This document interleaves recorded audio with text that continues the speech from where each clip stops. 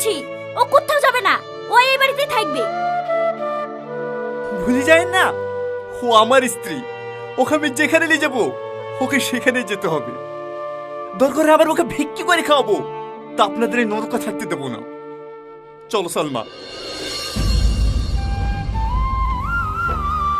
সালমা, এ সালমা, যাসনি সালমা, যাসনি, এ সালমা।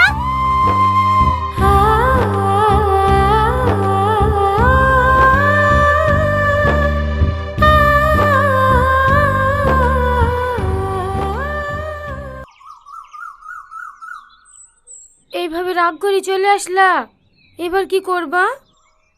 কি করবো আবার? মুনিশ কাটবো নাহলে বিদেশ যাব, তাই বলে তোমাকে প্রতিদিন অপমান করবে, ও আমি সহ্য করতে পারবো না। আর তুমি বিদেশ চলে গেলে যে আমি থাকতে পারবো না। তাহলে গ্রামে মুনিশ কাটবো। থাক, তোমাকে মুনিশ কাটতে হবে না। এই লাও ধরো, এই দুটো বন্দুক দিয়ে তুমি যে কোনো একটা ব্যবসা শুরু করো গা। না না, এ বালা আমি নিতে পারবো না, এটা তো তোমার মায়ের শেষ স্মৃতি। যদি আমি বন্দুক দিয়ে ছাড়াতে না পারি।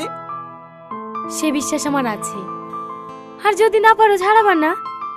তুমি তো রান্না করতে ভালোই পারো, একটা খাবারের দোকান দাও গা। ঠিক আছে।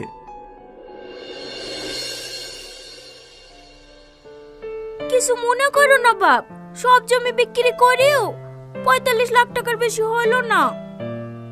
ঠিক আছে মা, ও কোনো ব্যাপার না, বাকিটা আমি ম্যানেজ করে নেবো। হ্যাঁ ঠিক আছে বাপ।